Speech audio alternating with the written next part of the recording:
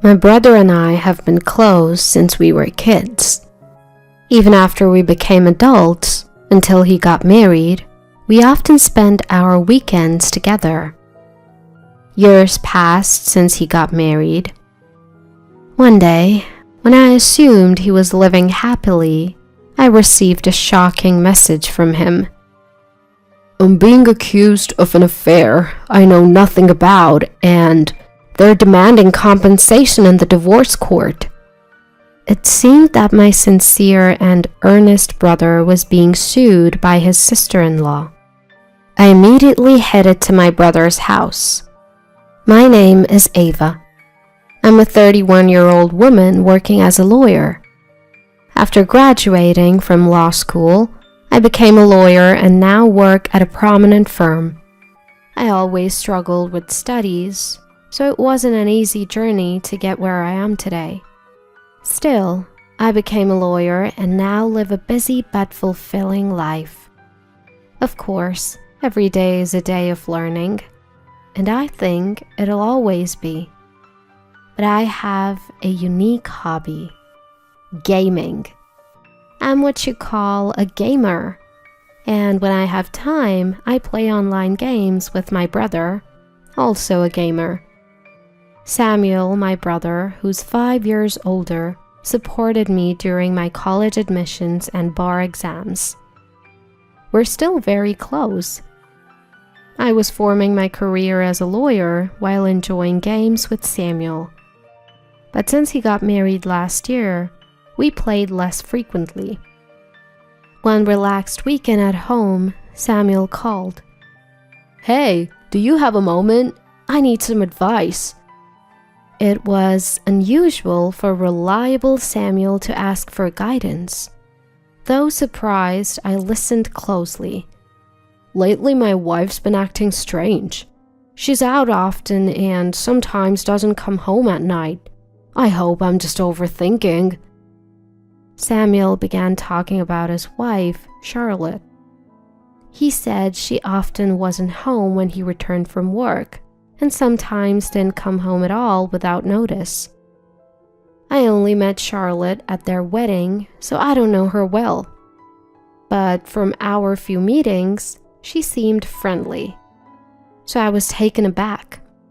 It's not inherently wrong to stay out late or go out, but if it happens too often, it's concerning. If there are relationship issues or infidelity, something has to be done. That's why Samuel consulted me, being a lawyer, about potential solutions. However, from a legal perspective, you can't do anything without evidence. Moreover, involving a lawyer isn't the most peaceful solution, especially without any proof against his wife. Since I didn't have a clear picture of the situation, I decided not to intervene just yet. "I totally get why you'd be anxious," I began, "but without more details, it's hard to say. There's a chance she might just be out having fun. If you really want to know, our office is partnered with a detective agency. I can introduce you if you like." Right now, there was little I could do. However, if Samuel was truly concerned, I thought it might be best for him to look into it. So I suggested he hires a detective. "A detective, huh?" Samuel mused. "That's an option. I'm swamped with work, so I can't investigate it myself. I'll think it over." Samuel's response was non-committal. Regardless, I sent the detective agency's details to Samuel's computer. "Let me know if you decide to hire them. I'll make the necessary arrangements from my end," I reassured. "Thanks." Samuel replied with a sigh and ended the call. His demeanor was notably downcast. The situation seemed even graver than I initially thought. Days turned into weeks, and Samuel neither contacted the detective nor reached out to me. Was he too busy, or had things settled down with Charlotte? Eventually, I decided to check in with him. "Samuel, how have you been? Any updates on the situation with Charlotte? It seems you haven't engaged the detective." I genuinely hoped Samuel's concerns were unfounded. However, from his tone, it was evident that things weren't great. "It's not resolved," he admitted gloomily. "I considered hiring the detective, but Charlotte manages our finances, my salary, everything. I can't afford the detective's fees." Samuel explained the situation in a somber tone. Despite feeling helpless, Charlotte's behavior hasn't changed, and it seems he's been living with anxiety for several months. "I get it. Hiring a detective can be pretty expensive." Samuel's allowance wouldn't nearly cover the investigation fees. Hearing Samuel's disheartened voice made me feel heavy-hearted as well. "All right, I'll help out. Let me see what I can do from here, so don't be too down, Samuel." I owed him big. I thought of this as an opportunity to repay a favor and told Samuel so. I wanted to alleviate Samuel's worries, even if just a little. I asked Samuel to wait a bit and ended the call for the day. A few weeks later, I stumbled upon some unsettling information about Charlotte. Before I could share it with Samuel, he called, sounding more frantic than ever. "Is everything okay?" "Something's come up," he blurted out. I braced myself for what Samuel would reveal next. "Charlotte is threatening to sue me for alimony based on false allegations of infidelity. She even has a lawyer demanding compensation for our pending divorce, claiming they'll proceed legally if I don't pay." It sounded like Samuel had been ambushed by Charlotte and her lawyer, with unexpected demands. He explained that he had secretly called me during a break from their intense discussion. Hearing this, I was at a loss for words. I knew Samuel wasn't the type to cheat. Samuel himself probably has no idea at all. That's why he's saying it's fabricated. So, Charlotte is claiming compensation in the divorce trial based on a non-existent affair story about Samuel. Samuel is genuinely a good person who is kind to everyone. Having seen many victims of scams and frauds at work, I was always worried about good-hearted Samuel. I often wondered if he might someday be deceived. But I never imagined this deception would come from his own spouse. "So, what's the situation? What's the other side saying? I mean, Samuel isn't having an affair, so this claim seems far-fetched." Given that he had received a call in the middle of our conversation, it was uncertain when Samuel might be taken back. I needed to learn as much as possible about Samuel's situation in this brief time, so I quickly pressed Samuel for details. He shared that someone had snapped a photo of him during a business meeting with a female colleague, and now they were using it as proof of an affair. In the photo, both of them were dressed professionally, and the location wasn't suggestive in any way. It was clear they were forcibly trying to frame it as evidence of infidelity. There were a few things that struck me as odd at this point, specifically the approach of the opposing lawyer. A lawyer is a professional after all. They wouldn't do anything to harm their client's interests. If it's a case of infidelity, they'll do their utmost to reduce the compensation amount in a divorce trial if their client is the one having the affair. If their client is the victim, the lawyer's job is to claim the maximum compensation. But demanding compensation based on such flimsy evidence was highly suspicious. If they truly studied law, then they're a truly terrible lawyer. If such unreasonable demands were met, anyone could make wild compensation claims. There was no need to accept such an absurd request. As a family, I couldn't stand by and do nothing. "Samuel, I'm coming over right now. Don't answer anything they say until I get there. Just stay put and wait for me." I decided to step in as Samuel's lawyer and talk to Charlotte and her lawyer. From lounging in my casual clothes, I quickly changed into my suit, shifting into work mode. I called a taxi and headed to Samuel's house as fast as I could. Upon arrival, I took a deep breath and rang the doorbell.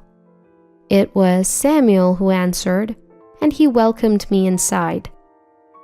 Heading to the living room, I found Charlotte sitting next to an unfamiliar man. This man seemed to be Charlotte's attorney. Both of them looked at me in surprise. "Sister-in-law, it's been a while." I greeted Charlotte briefly and then introduced myself to the man beside her. "Nice to meet you. I'm Ava, an attorney. I'm here today representing Samuel." At my words, both Charlotte and her attorney looked shocked. "What? Ava? A lawyer? You're joking, right?" Charlotte mumbled, exchanging a quick glance with the man beside her. It's understandable that she was taken aback. She had no idea that I practiced law. I had been approached for free consultations and mentioned behind my back, leading to past troubles. As a result, I seldom share my profession with anyone other than close friends and family. Of course, that includes relatives too. Samuel understood my sentiments, so he never mentioned my job to Charlotte. That's probably why she was so surprised to see me step in as a lawyer. Charlotte controlled Samuel's income. He wouldn't have the means to hire a lawyer under normal circumstances. Perhaps she thought Samuel would be defenseless and took this opportunity to make her claims. Silently seated were Charlotte and her attorney. As I was pondering the next move, Charlotte's supposed lawyer spoke up. "I don't care if you're a lawyer or not. Your brother cheated. He should obviously pay compensation, right?" Beside him, Charlotte nodded in agreement. Did they genuinely believe they could win compensation in a divorce case with that? "What do you have as evidence of this alleged affair?" While I could never believe any tales of Samuel's infidelity, the two kept insisting even after I arrived. Wondering if they had any additional evidence beyond what Samuel shared with me, I pressed the opposing lawyer. "He was having dinner with another woman. That's solid proof. Let's say we'll let it slide for $50,000. You wouldn't want this getting out to family or his workplace, would you?" The man's words could be construed as a threat. I almost chuckled, demanding $50,000 based on such a flimsy accusation. Doesn't he realize how ridiculous he sounds? His bold claims only made me want to laugh more. By this point, my suspicions were nearly confirmed. That this attorney might just be a fake. Despite being a so-called attorney, he had employed what seemed like threats against Samuel. Something that had caught my attention from the start.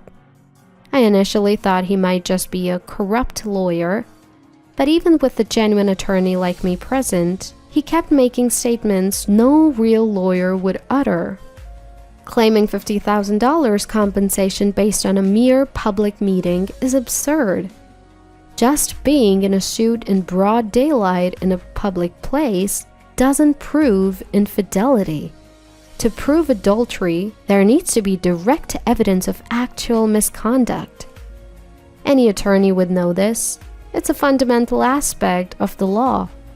If he doesn't even know this, something's off. "I understand your concerns," I began, "but we can't just agree to the payment.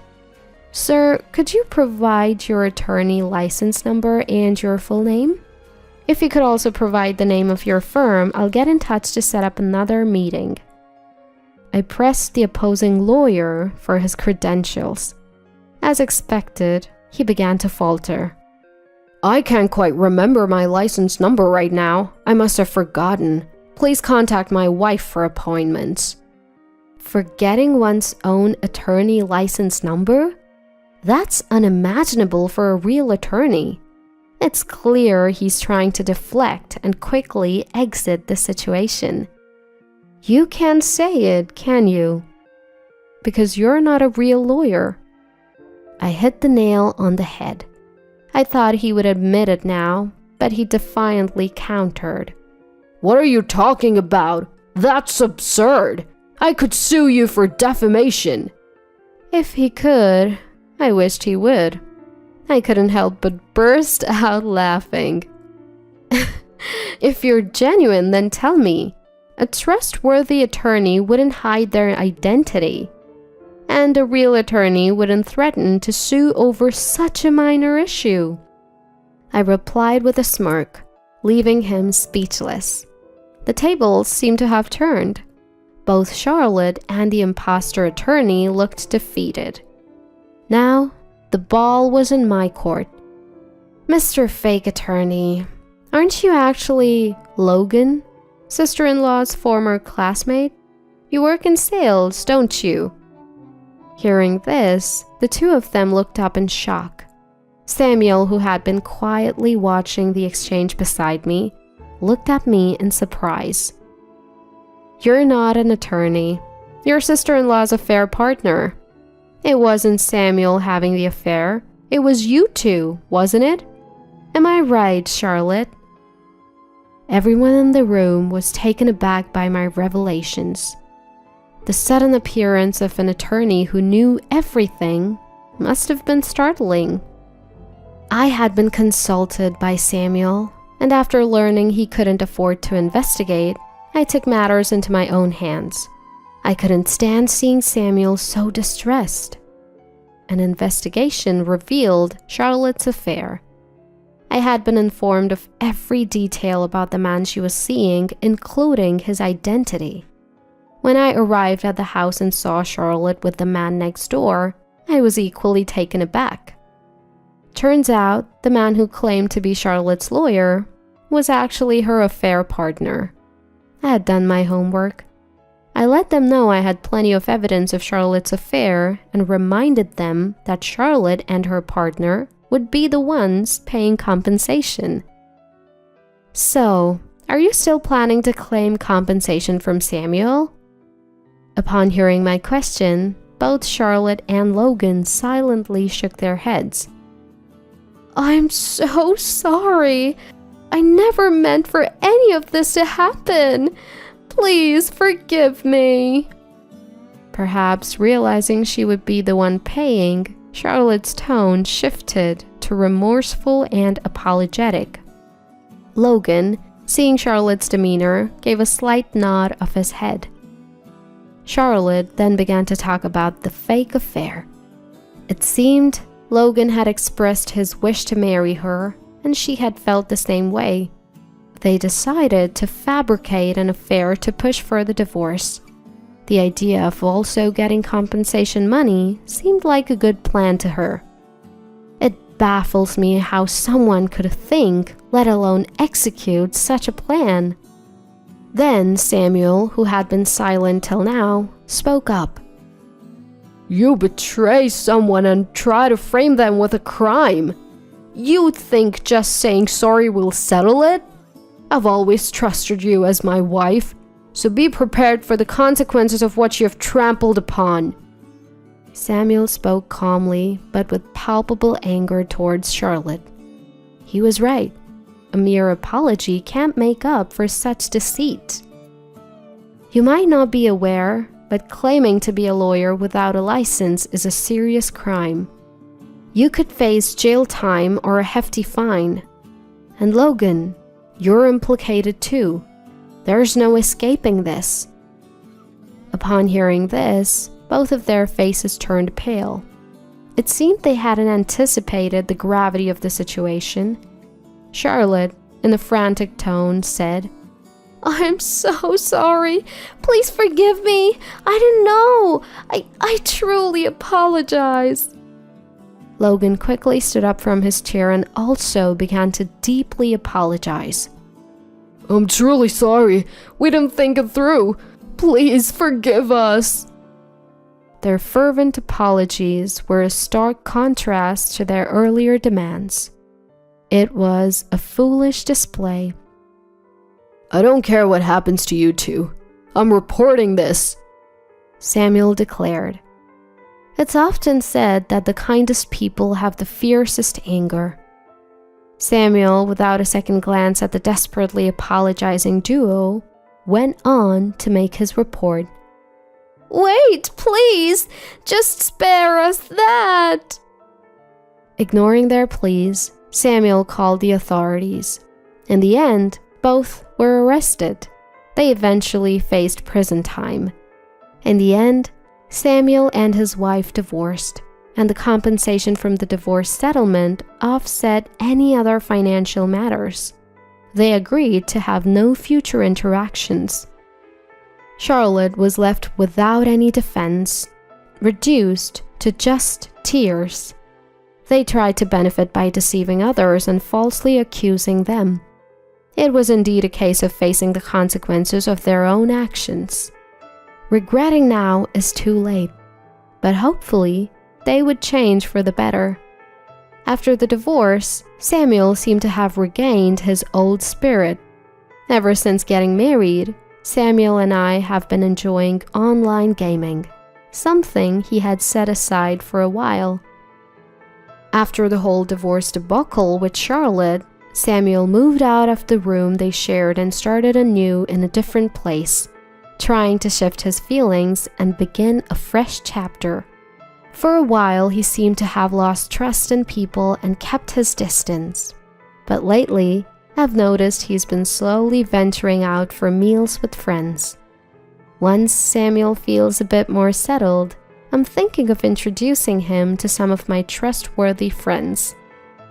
More than anything, after all the hurt he's been through, I want Samuel to find happiness.